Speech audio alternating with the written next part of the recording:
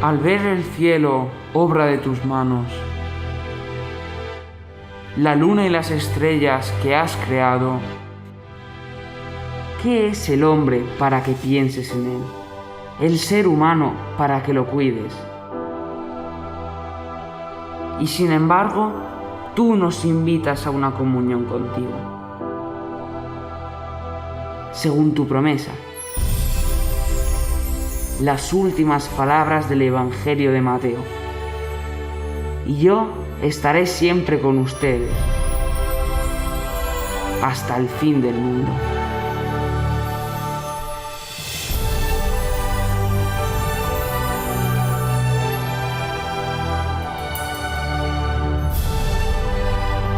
Dios está con nosotros todos los días.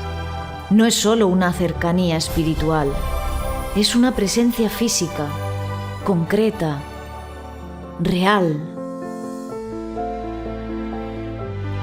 Hace algunos años, por primera vez, todos los milagros eucarísticos reconocidos por la Iglesia fueron recopilados y catalogados en una exposición. Buenos Aires, Ámsterdam, París, Valencia. 2000 años de historia, 2000 años de presencia. Esta exposición sobre los milagros eucarísticos fue concebida por un joven, Carlo Acutis, quien nació en Londres, creció en Milán y está enterrado en Asís.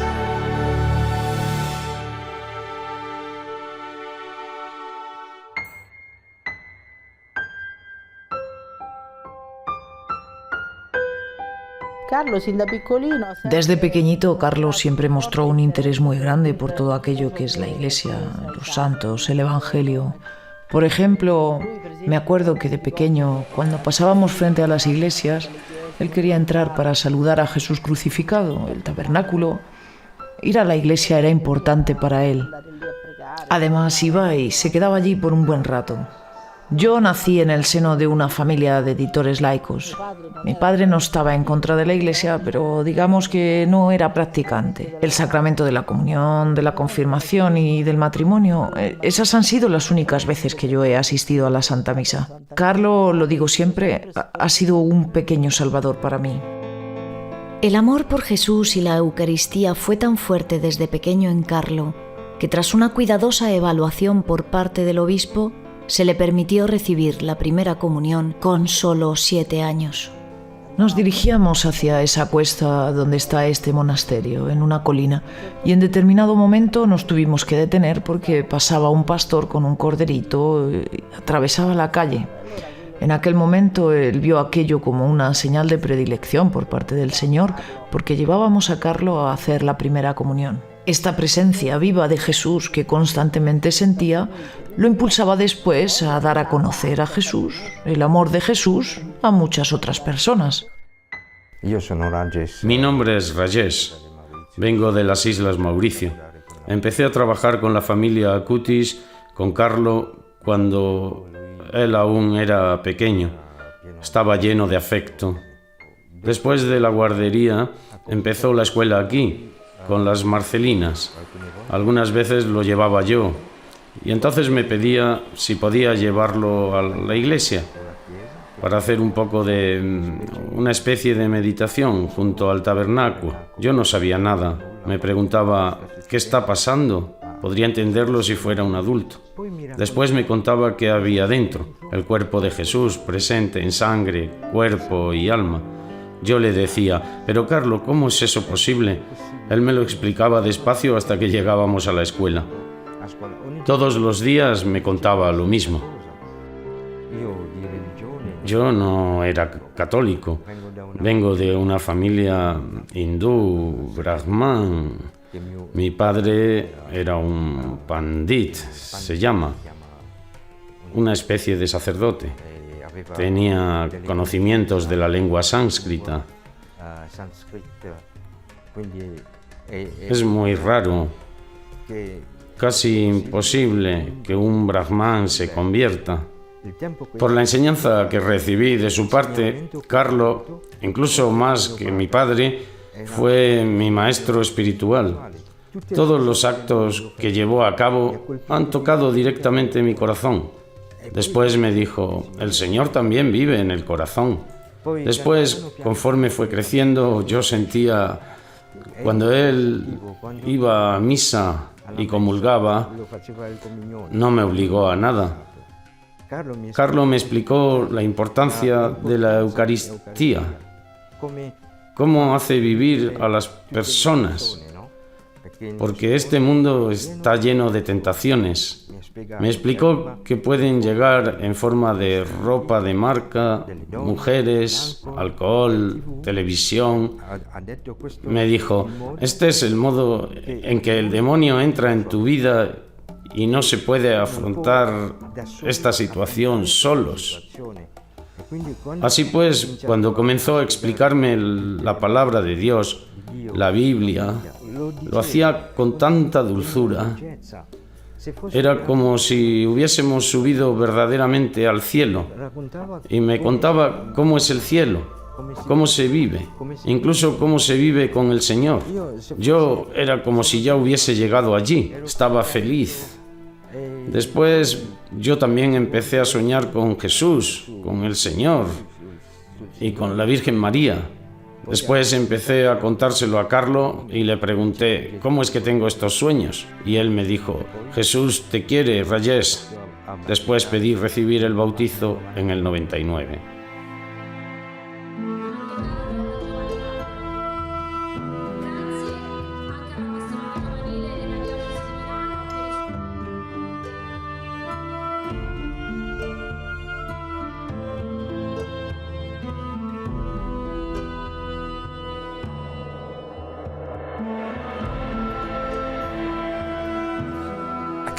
A Carlo le gustaba mucho Asís, y la pregunta que muchos nos hacen es ¿por qué?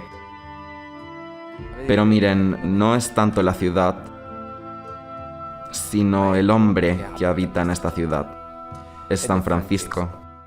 Porque el hombre de paz, el hombre que ama y respeta la creación, el hombre de los pobres, son los tres grandes anhelos que los jóvenes llevan en su interior.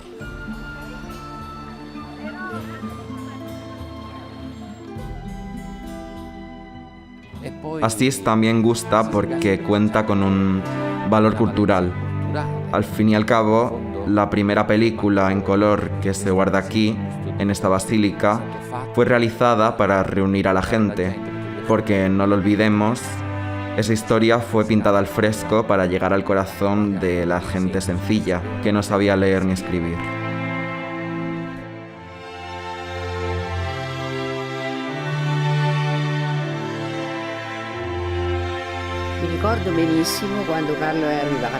Me acuerdo perfectamente cuando Carlo llegó aquí, con toda su familia. Habían comprado esta casa cerca de la mía.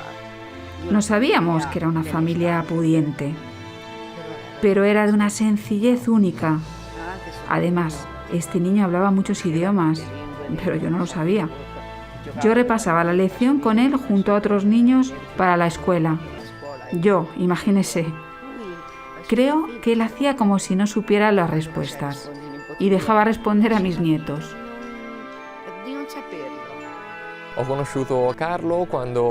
Conocí a Carlo cuando tenía 6 años. Desde ese momento fuimos inseparables y todos los veranos y las vacaciones las pasábamos juntos.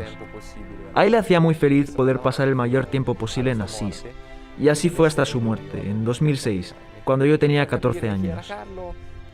Para que se entienda qué tipo de persona era Carlo, teníamos unos 10 u 11 años y habíamos ido a comprar un helado un día de mucho calor.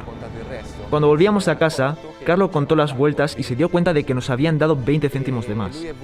Él se empeñó en regresar y devolver el dinero porque era fruto del trabajo y del sacrificio de esas personas y le parecía injusto que nos apropiásemos de él.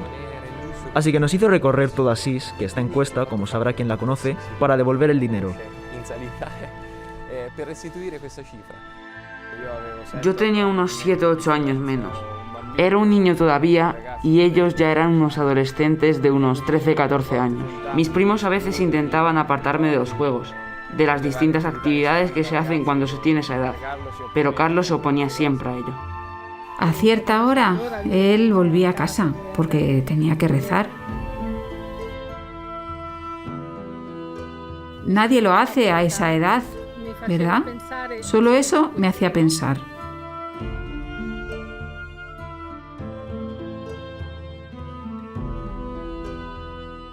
Este joven impresionó también a nuestra comunidad, porque recuerdo en el tiempo que él venía a Asís, algunos hermanos me decían: ¿conoces a Carlo, Enzo? Dedica mucho tiempo a la adoración eucarística.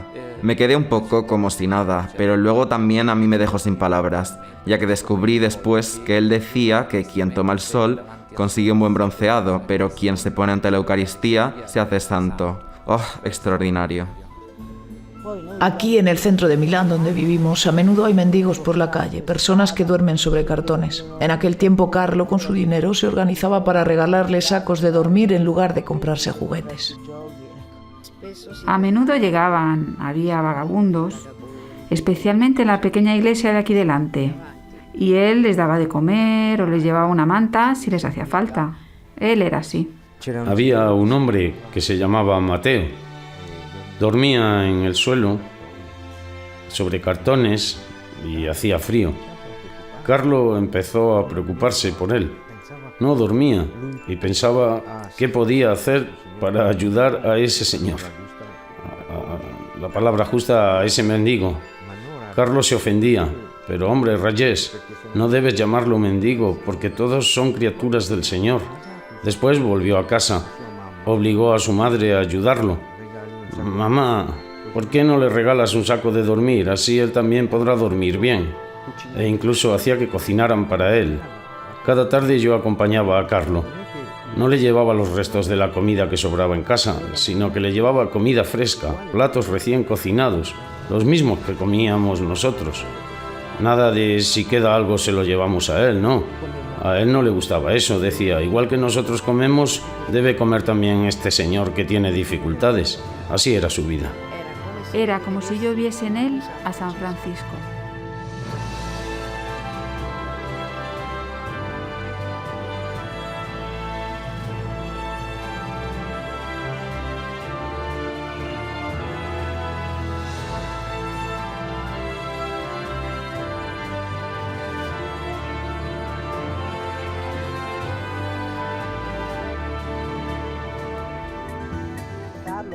Carlo pudo constatar con su experiencia las contradicciones que por desgracia existen hoy en día en la iglesia, donde por ejemplo los jóvenes reciben catequesis, la confirmación, pero después no vuelven a ir a misa.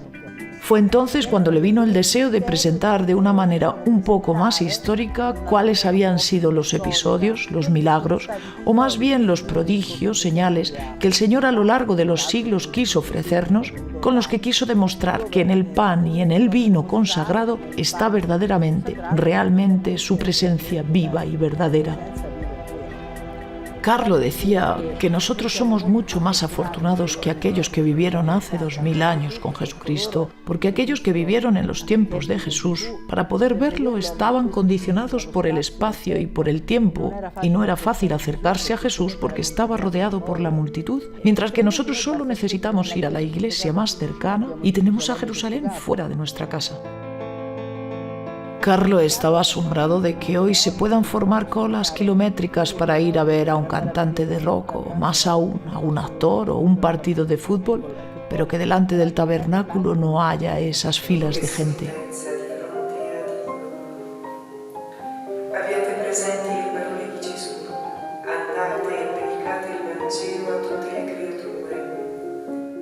Carlo decía que vivir esta dimensión eucarística ya te coloca en una coeternidad, es decir, que entras en la dimensión del tiempo de Dios, el kairos, como lo llaman los teólogos, o sea, el tiempo de Dios, el tiempo en el que ya estás en cierto sentido en la dimensión de la Trinidad.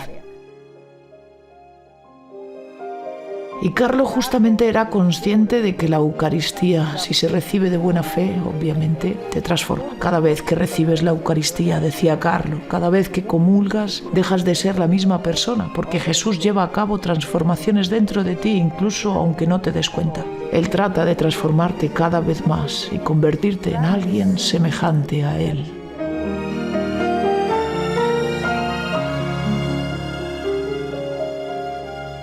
Para Carlo, la exhibición de los milagros eucarísticos no era solo un pasatiempo, era más que una pasión juvenil, era una misión de evangelización profundamente sentida.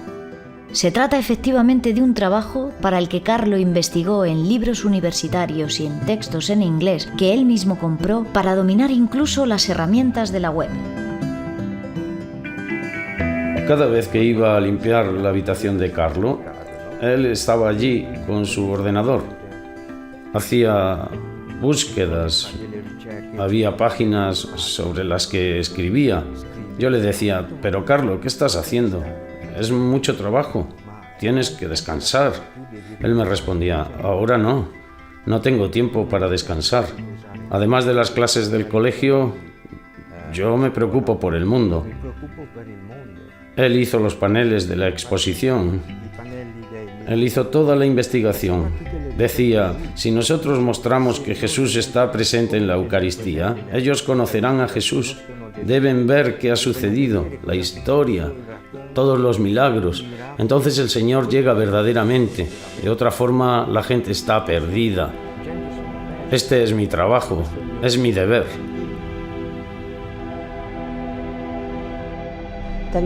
Tengan en cuenta que cuando él empezó esta exposición, Internet todavía no estaba tan extendido como hoy en día. Y también nos involucró a nosotros. Tuvimos que hacer viajes para tomar fotografías que él consideraba muy importantes, porque la gente tiene necesidad de ver señales, de ver las fotos, de ver cuadros. Mucha gente se convirtió en promotora de esta exposición, así que pudimos llegar a todo el mundo y muchas personas nos confesaron que se acercaron a Dios y descubrieron la importancia de la Eucaristía.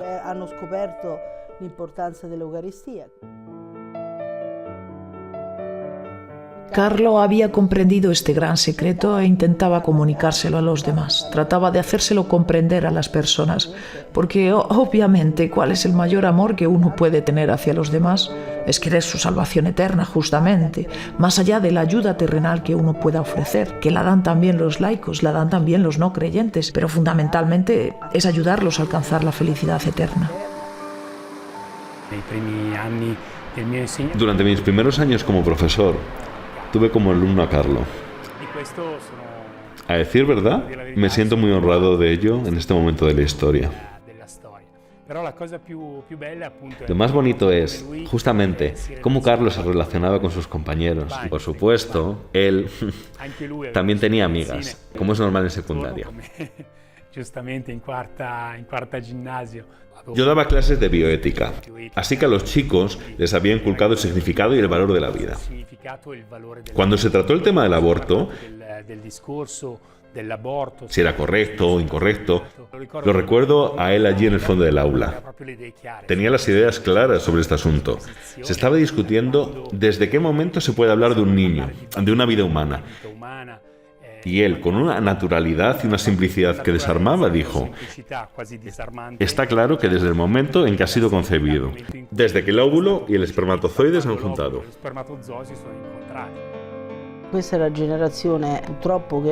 Esta es la generación que, por desgracia, vive en los medios de comunicación de un modo, digamos, explosivo. Pero también es la generación que sufre más los ataques demoníacos que estos medios de comunicación pueden traer, como la pornografía, por ejemplo, como el uso de las drogas, que está tan difundido a tan bajo precio, o el acoso, que genera situaciones dramáticas como el suicidio. Con un clic se puede entrar prácticamente en el infierno y nadie protege a estos chicos.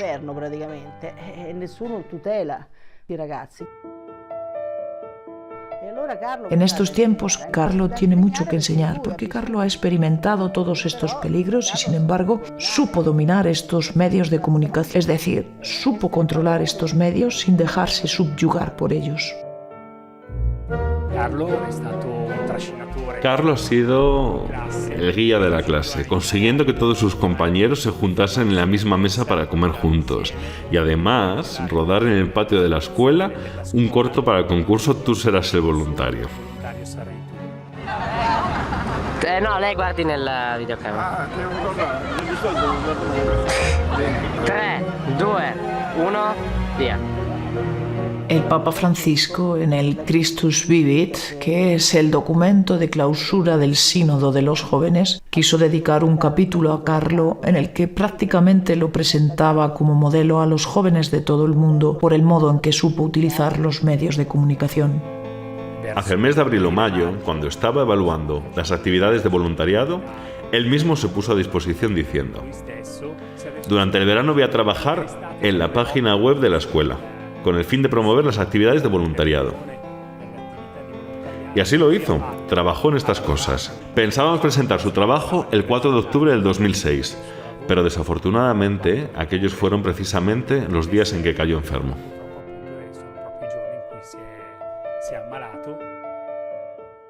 Después de que Carlo murió, encontré en su ordenador un vídeo en el que 2 meses antes de morir, él decía: cuando pese 70 kilos estaré predestinado a morir. Él fue atacado por una leucemia M3, que es la más devastadora, la más fulminante. Se fue en 3 días prácticamente.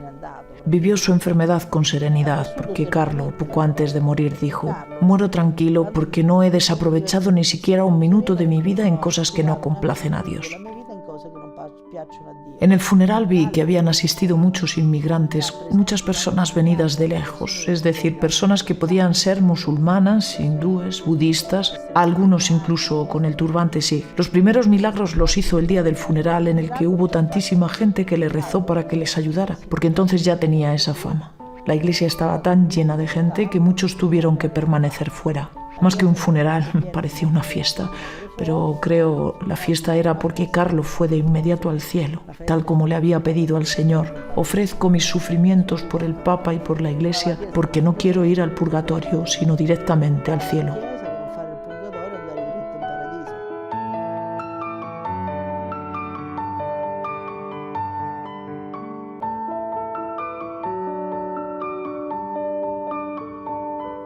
Tras su muerte yo me sentí cerca de él en muchas ocasiones. Por ejemplo, antes de cada examen en la universidad, incluso de manera inconsciente, Carlo me venía a la memoria. Nunca suspendí un examen en la universidad, así que no sé si es mi capacidad o su cercanía. Me gusta pensar que es una combinación de ambas cosas. Él consiguió dar esperanza a muchas personas que yo sabía que tenían problemas. Cuando me pasa algo, me siento así un poco decaída, especialmente durante la pandemia que ha habido. Digo siempre: Carlo, ¿y ahora qué hacemos? Ayúdame, ¿eh? Y él siempre me ha ayudado. Después de la muerte de Carlo, no me siento en absoluto solo. Él siempre me dijo: la vida aquí es breve, pero si eres una buena persona, si llevas una vida bondadosa, vivirás siempre en la eternidad, en el cielo. Yo me lo he metido siempre en la cabeza, y verdaderamente la vida después puede cambiar. Y así es. En 2013 ocurrió en Brasil un milagro que fue tomado en consideración para el proceso de beatificación.